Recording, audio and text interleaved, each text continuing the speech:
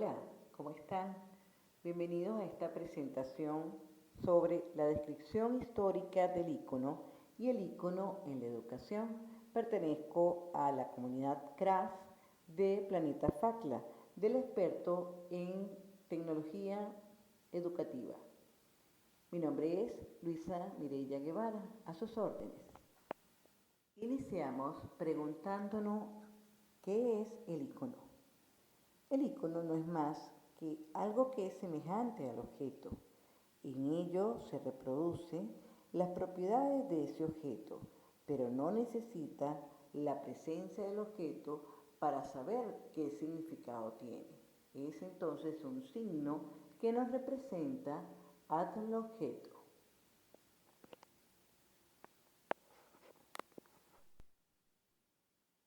El icono, a través de la historia, ha ido evolucionando, desde el arte religioso y las imágenes desde las catacumbas, pasando por los artes bizantino, ortodoxo y ruso, hasta nuestros tiempos. Veamos. En estas catacumbas, los iconos eran una representación de las diversas actividades religiosas.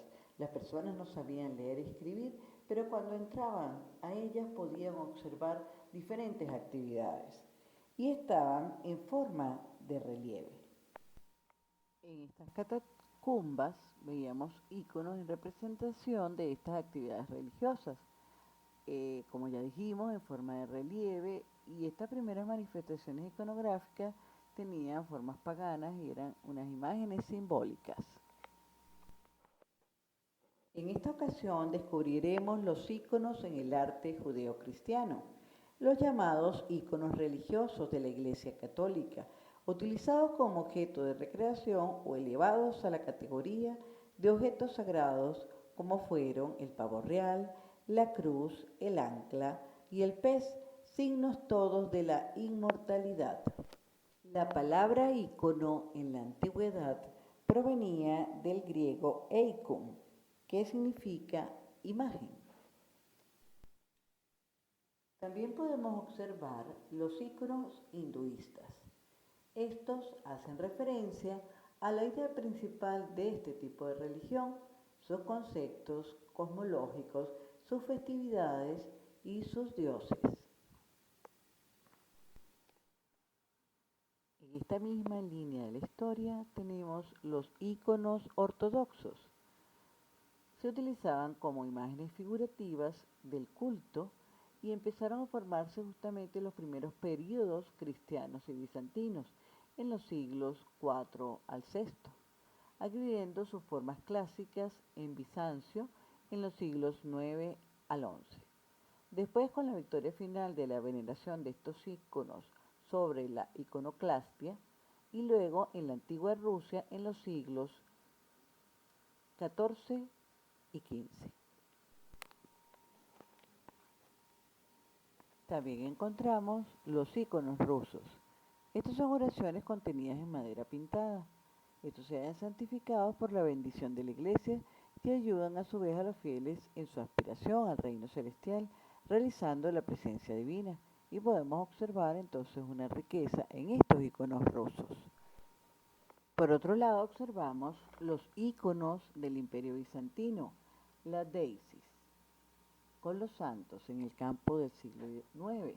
Esto muestra esta composición que significa oración en griego y es uno de los temas iconográficos más extendidos de mayor capacidad simbólica, que tomó forma incluso en el periodo bizantino temprano y desde el siglo IX se ha convertido en una imagen central que dominó este siglo IX y X. Ahora observamos el Pantocrátor, que proviene del griego y es una representación de Dios Todopoderoso. Es del arte bizantino y románico y aparece con la mano derecha levantada para impartir la bendición y portando en la izquierda los evangelios o las sagradas escrituras. Aquí es una representación de Padre e Hijo, es decir, Creador y Redentor. Ahora observamos el iconostasio, que es una gran pared o mampara poblada de íconos que en las iglesias bizantinas de rito ortodoxo separaba lo que es el presbiterio reservado solamente a los oficiantes de la liturgia, del resto del templo donde estaban orando los fieles. Consta casi siempre de tres puertas, una mayor en el centro y otra más pequeña a cada lado. Hasta aquí hemos podido observar que durante toda la historia los iconos han estado presentes.